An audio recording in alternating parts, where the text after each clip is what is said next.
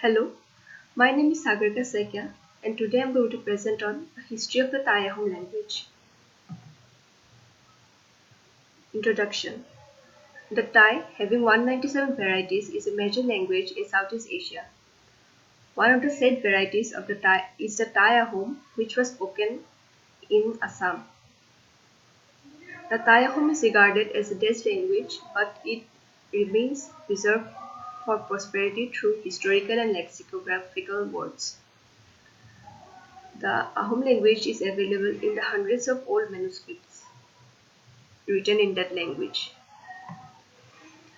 The current situation of the Ahom language is that the word lists, grammatical lists, notes, and texts are found in the form of old manuscripts and the Ahom Buronji, Gerson, 1902, Terwell Rano, 1992, Rano, 1996, Barwa and Fukon, 1964, and Barwa, 1936, etc.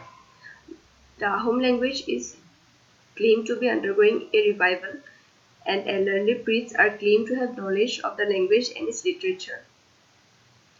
There are certain words and sentences which indicate the history and antiquity of the Ahom people. Here are some examples.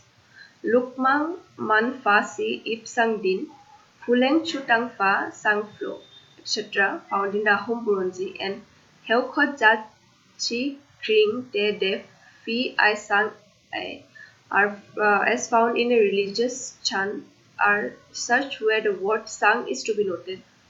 Here sang implies the Ahoms as the descendants of the Sangs who related over pre-China Chung Ko during 1500 to 1122 BC.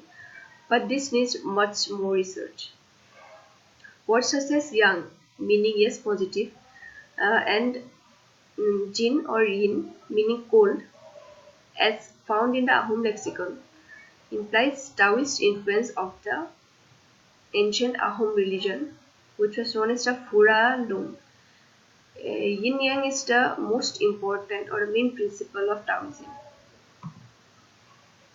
Evidences of words and terms collected in the corpus known as the Epigraphic and Historical Studies, which is written by Griswold and Prosser, dating back to the 13th and the 14th centuries, shows presence of words belonging to the Siamese language spoken by the central Thailand people, out of which the vast majority is the Thai Chinese people.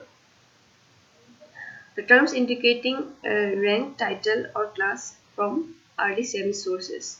The first one is the Kun, which means a ruler of a fortified town and its surrounding villages, together called as Muyang. In other sources, the prefix Fo, father, is sometimes used as well. Chow, meaning chief or master.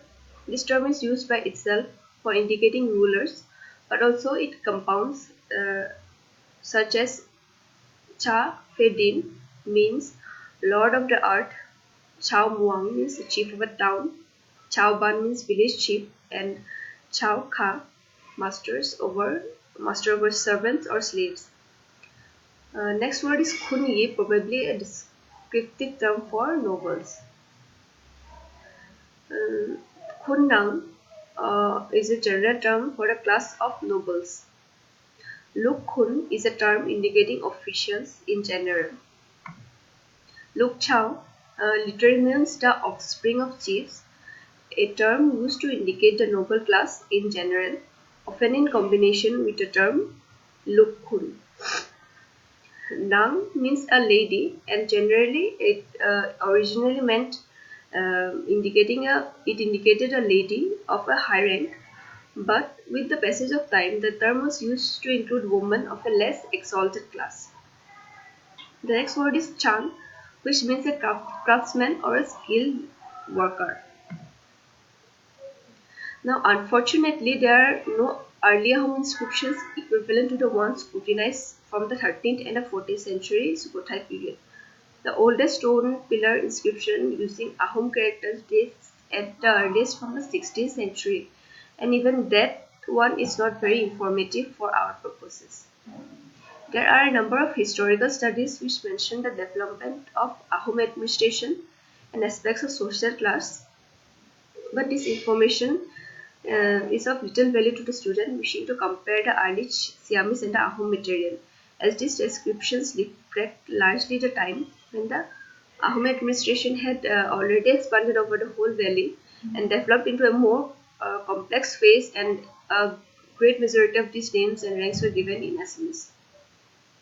If we take the example for uh, names of the titles of the officials in the Ahom army, then we can see that person commanding 20 soldiers was known as the Bora. The person commanding 100 soldiers was known as the Saikia, and the person commanding over 1,000 soldiers was known as the Hazarika.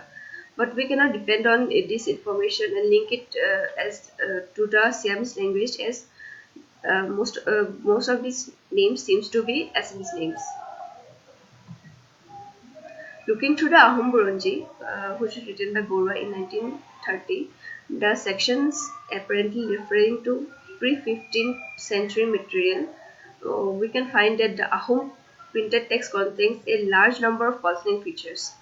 Many words appear to be spelled in various forms, many suspected printing errors are there, and wrong consonants has been printed, and readers made combinations of vowels wholly outside the Ahom repertoire.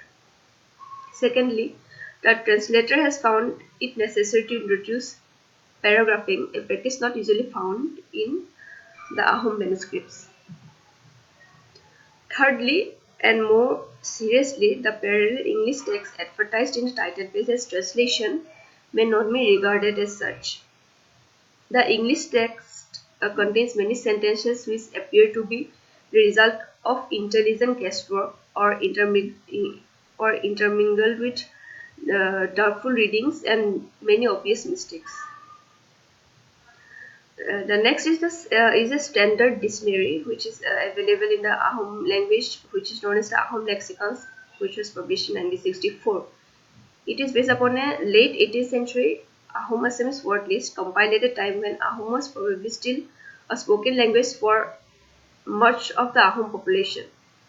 The original purpose of which seems to have been given to give Assamese speakers a idea of how to pronounce certain Ahom words and what meanings to assign to each of these words. Since Ahom script does not distinguish between different tones, sometimes a great variety of different meanings would be given for one Ahom rendering, as Thai Ahom is a tonal language. To conclude that, we can say that the Ahom language has a history which can be traced long back to the 13th century, since the migration of the Ahoms in the 1228 from the Mong Mau by crossing the Patkai range and entering the Brahmaputra valley. The Ahom language slowly went to lose its original form as the Ahoms adopted the Assamese language and began to communicate in Assamese language. The Assamese language today has, as a result of intermingling with the Thai language, has many loan words from the Thai language, such as the word moidam and many other words. These are the references from where I have collected my data.